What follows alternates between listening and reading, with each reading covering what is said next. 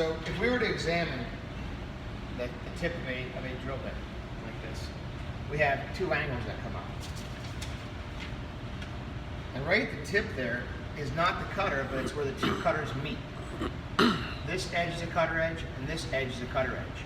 And the flute that we have in here is just for the material to remove back on, so the bit can go in and still remove material.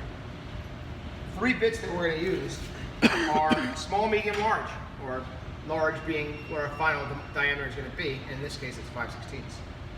So I'm starting with a 3/32 drill bit, and I'm going to follow that up with a 3/16 drill bit, and then I'm going to go to 5/16. So I'm going to use three bits to do this. Why? Because if we examine the tip of a 3/32 bit, that little area there that's not going to be the cutting area is very small.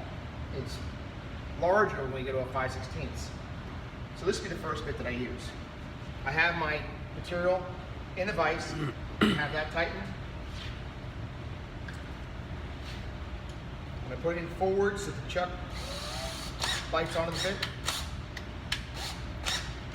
And I'm going to advise that we bring it all the way down to where the flutes are there, so we don't have too much bit extended. And that's just that we don't break bits too often. Okay, so we don't have a whole bunch out. We're only going through 1/8 inch material, so we don't need that much out. Lastly, we're going to use a little bit of oil on here. And when I say a little bit, I mean just a very small amount. That small amount is there to keep the bit cool. In addition to using that small amount, we're also using cobalt drill bits, which is a nice material. It stays cooler when cutting metal than a lot of the other high-speed steel and black oxide bits will. So cobalt's a more expensive bit. We're using it here because we're trying to keep things cooled off. When we have oil on here, though, we want to be careful about our clothing. So put some protection on here. I'm going to put a leather apron on. And that's just so that any oil that splashes up here doesn't get all over me.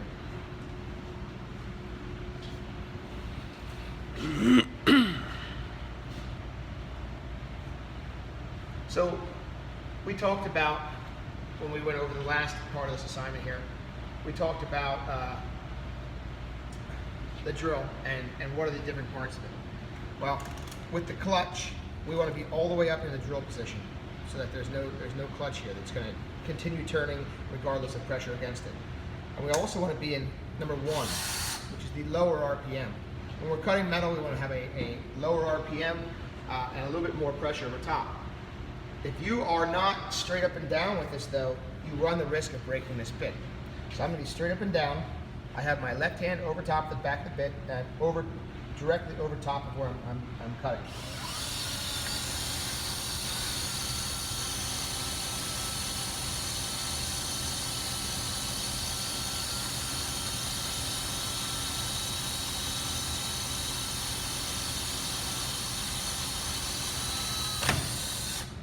Okay, that goes through.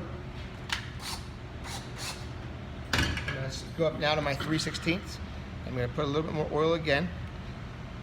Please notice that I'm not putting a ton of oil on this. We're going to have bench tops going to be full of oil if people really are too liberal with how much they're putting on there. Lock that. Remember, when I'm opening this up, I put it in reverse. I hold the chuck, and that opens up the teeth. Put it in forward. Make sure my bit is centered with my index finger. But now that we're at 3/16, we're much less likely to break this bit. With 3/32, there's a pretty good chance that people will be breaking bits. We're going to try to limit that, try to make that minimal. So I go over top of that again. The angles of my bit are going to keep it centered to where the last cut was.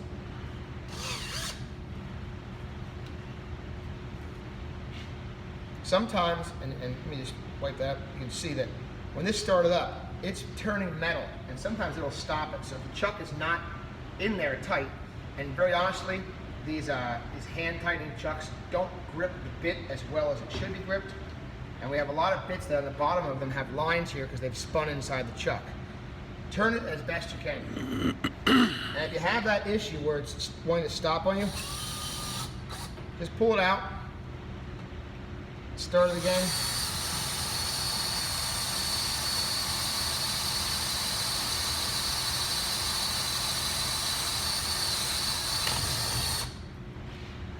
we go to the next one. I'll take this one off.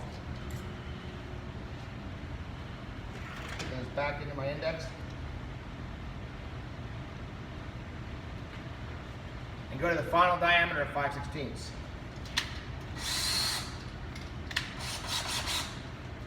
Then I'm really going to wrench on that to keep it nice and tight. Put a little bit more oil on there. The oil is going to make it so that these bits last longer. Keep them cooler and provide some fluid for the cut.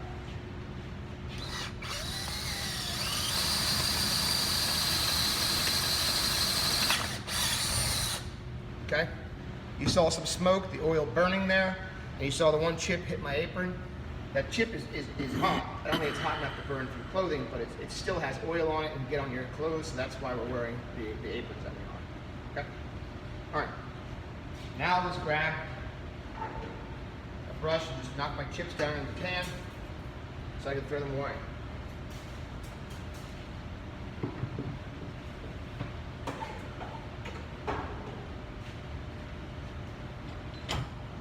So we have our 5/16 hole in the center. We have some burring on the back side here, which we're going to take off with a file. Okay? So at this point, I'll clamp this up straight. I'll go into the bottom of the tool cabinet where the metal files are.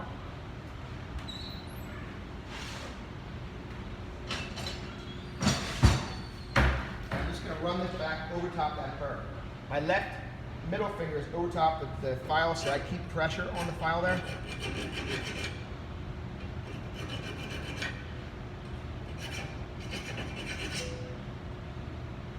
Another way of achieving the exact same thing here would be if we had a deburring bit, which is also very similar to a countersinking bit. Same type of thing that we could do though, achieving the same thing would be to take 5/16 out.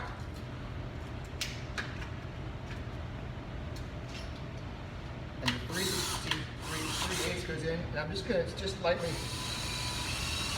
go over that, and that's going to deburr that hole. It's going to take that corner off. You can see like the shiny appearance there. That actually put a small chamfer on the edge of that. Flip it, and repeat the process on the other side.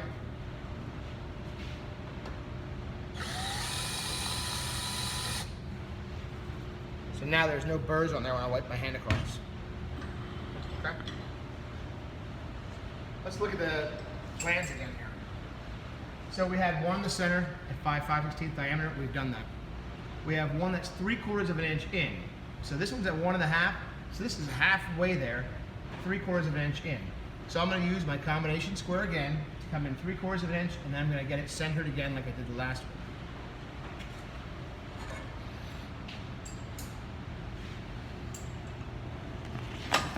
I like to have it in the vise here when I do this. So about halfway through, I'm just going to mark my 1/2 inch in each side. Okay? Then I'll go ahead and set this for 3/4 of an inch. So I'm just covering that 3/4 of an inch. You can see here's 3/4. I'm going to come up, I'm going to cover that up so that's hidden because I'm drawing on the back end here. And I'll do my second crosshair. So that's laying out the second hole. So what's next? Next thing is I have to get the center punch done. So I can punch the middle of this, and I go ahead and I can drill that.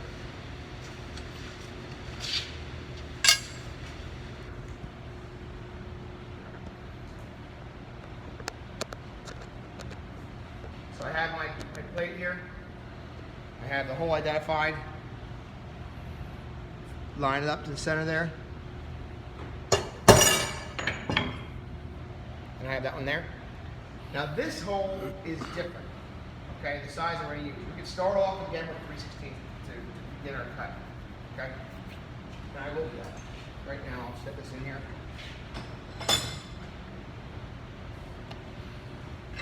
I'll take my 3/32, and then I said 3/16 before. 3/32. And I'm going to set that in. Lock it.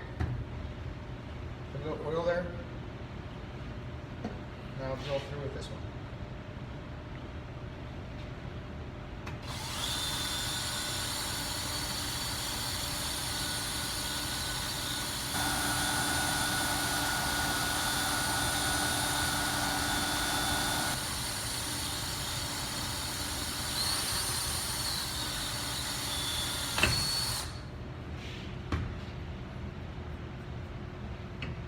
So that's my beginning hole.